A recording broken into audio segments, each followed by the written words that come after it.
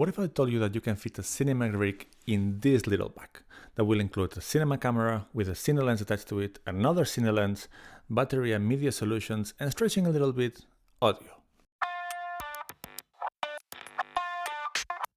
Probably the title of the video gave it away already, but the camera that I'm talking about is the Blackmagic Design Pocket Cinema Camera 4K, and from now on I'll be calling it the Pocket 4K. And if you have seen any review from it, you know of its limitations. The two most blatant ones are battery life and media. Let's start with the battery. The internal battery is a Canon-like LPE6, and the good news is that they're easy to find. You can get third-party option for 25 to 30 euros or dollars, but the bad news is that one battery will last you somewhere between half an hour and 45 minutes if you are lucky. It's actually quite scary, but after turning the camera with a full battery, just going through the menus, changing a few settings, the battery dropped 20% very quickly, even before turning the record button on for the first time. We'll solve this by powering it through an NPF style battery. How do we power the Pocket 4K with an NPF style battery then? Well, we'll need a battery plate that accepts NPF batteries to start from. I have the Power Junkie from Blindspot, and you might have guessed it already by the size of the channel because it's obvious, but I'll say it anyway. This was bought with my own money and not sponsored by them or by anyone. The Power Junkie has a very minimal footprint. It shows the battery level with 4 LEDs, and it does have USB out, which we will use to power some of the audio solutions. Then there are a couple of options. You can use a dummy LPE6 battery with a barrel connector, but I don't have one for the Pocket 4K. The other option is to use a cable with a barrel connector in one end, like this one, to plug it to the Power Junkie, and then the power connector to the Pocket 4K on the other side. I went through this second route. You need to know that if you're powering the camera with an NPF battery through the power connector, you do need to have a battery in the camera. In my short experience with the Pocket 4K, there are some quirks on using external power, and I might make a separate video on the topic. It seems that it behaves differently with NPF, V-mount, or when it's plugged to the wall outlet. The other issue is media. It's great that you can record to SD cards, but not quite.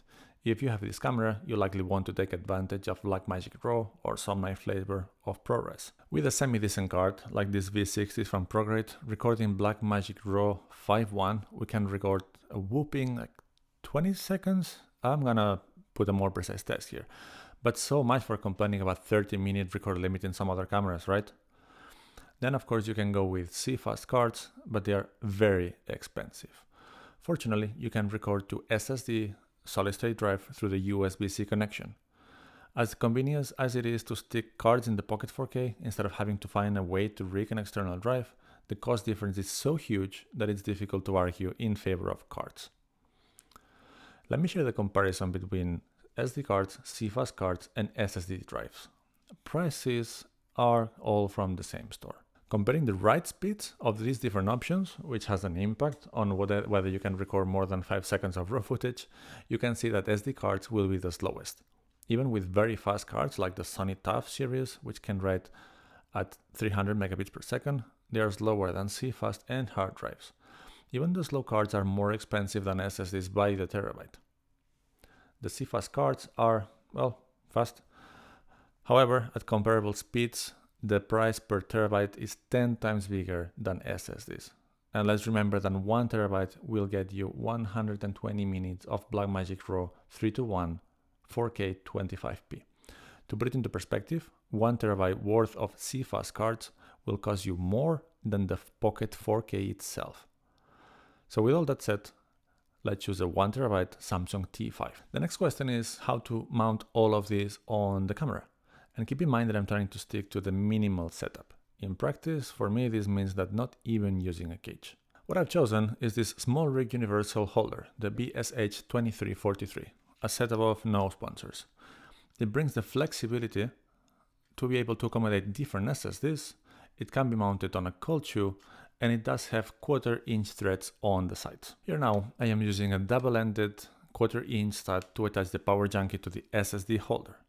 On the other side, I can use a small double ball head with 1/4-inch in both sides to mount a Zoom H1n or a microphone. I can use the Zoom H1n by plugging it into the camera or just use it as a standalone recorder. Another option that still fits in the back would be to use a Rode Videomicro, and I could mount it using this same double ball head so I can move the microphone as forward as possible, or I could add a cold shoe at the side of the SSD holder as well. The last bit is a cold shoe, as the Pocket 4K doesn't have one. It comes with a 1/4 inch thread on the top and another one at the bottom. So here it is, a minimalistic cinema rig with a Pocket 4K cinema lens, make a 25mm in this case, power solution, media solution, and a bit better audio than the internal microphones. In this small Billingham Hadley Small, I can fit the camera with a Make a T2.2 Cine lens. Usually the 25mm is glued to the camera, but I still have space for another Make a T2.2 Cine lens, in this case the 12mm. In the front pockets I have the cables. One is the USB-C to USB-C for the hard drive, and the other one is the barrel to Pocket 4K power connector that we talk about. Then a micro USB to power the Zoom H1N through the power junkie, as well a 3.5mm jack to 3.5mm to either plug the Zoom H1N if I want to, or the Videomicro from Rode that you need for sure, the cable. And on the other pocket I'm going to put the SSD, battery and holder plate, and all of this is mounted already and ready to go. So does the Pocket 4K need rigging? Well, yeah, sure, because I think that LP6 batteries and SD cards just won't be enough. But you need a massive rig, not always. I might make a video with a bigger rig, powered with a V-mount battery, with a monitor, and then using the cage, but I think that the minimal setup might be useful for some of you.